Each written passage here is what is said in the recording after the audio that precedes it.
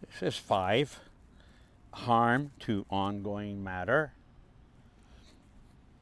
And it continues, harm to ongoing matter to the next page. And then it continues to the middle section of the next page, which is harm to ongoing matter. And the third section continues, harm to ongoing matter. Seems like there's a lot of harm to this ongoing matter here. And then section 6, Jeff Sessions. Oh, an interesting character. as set forth in Volume 1, Section 4, A point 6, Supra, the investigation established that while a U.S. Senator and a Trump campaign advisor, former Attorney General Jeff Sessions, interacted with Russian Ambassador Kislyak during the week of the Republican National Convention in July 2016, and again at a meeting in Sessions' Senate office in September 2016. The investigation also established that Sessions and Kislyak both attended a reception held before candidate Trump's foreign policy speech at the Mayflower Hotel in Washington, D.C. in April 2016, and that it is possible that they met briefly at that reception. The office considered whether, in light of these interactions, Sessions committed perjury, before or made false statements to Congress in connection with his confirmation as Attorney General.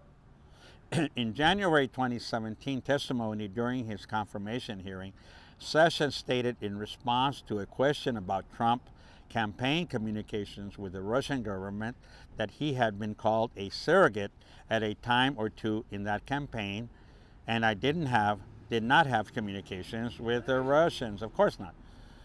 In written responses submitted on January 17, 2017, Sessions answered N in bracket O, no, to a question asking whether he had been in contact with anyone connected to any part of the Russian government about the 2016 election, either before or after Election Day.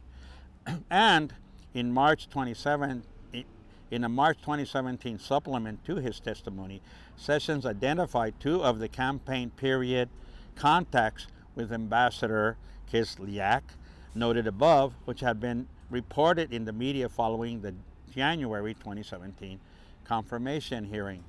Sessions stated in the supplemental response that he did not recall any discussion with the Russian ambassador or any other representative of the Russian government regarding the political campaign on these occasions or any other occasions.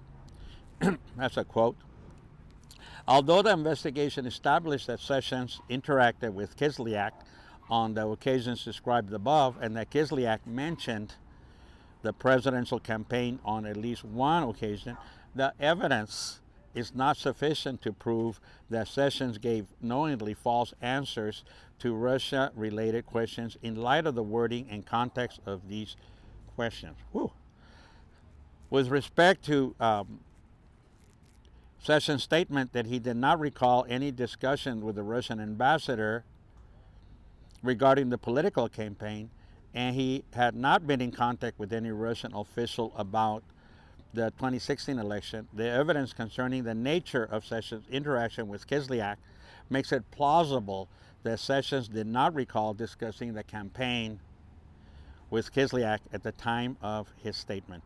Similarly, while Sessions stated in his January 2017 oral testimony that he did not have communication with Russians, he did so in response to a question that had linked such communications to an alleged continuing exchange of information between the Trump campaign and Russian government intermediaries.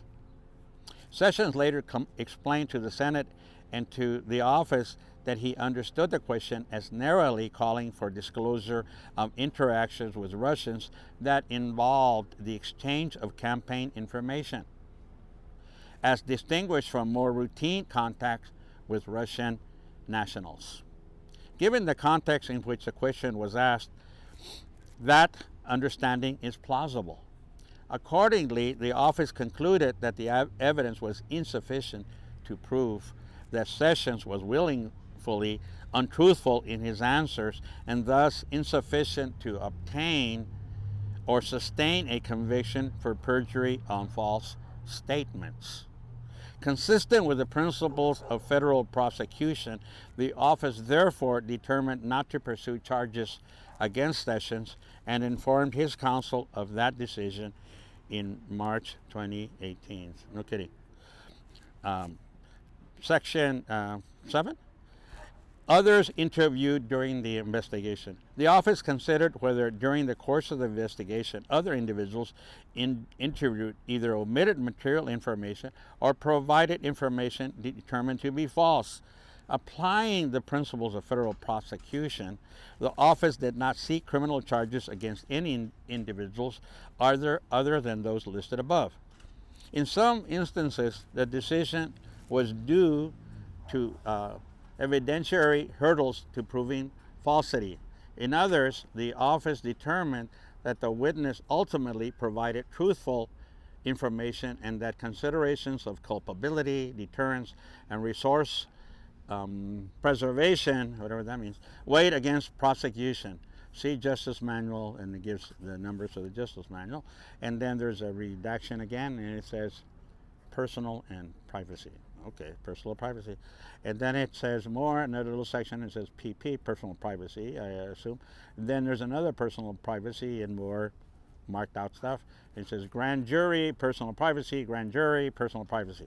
And there's another personal privacy, and then there's grand jury, and it's redacted, so no grand jury. It says personal privacy, and there's another personal privacy, and then some more personal privacy, and that's where we go to the end of that section.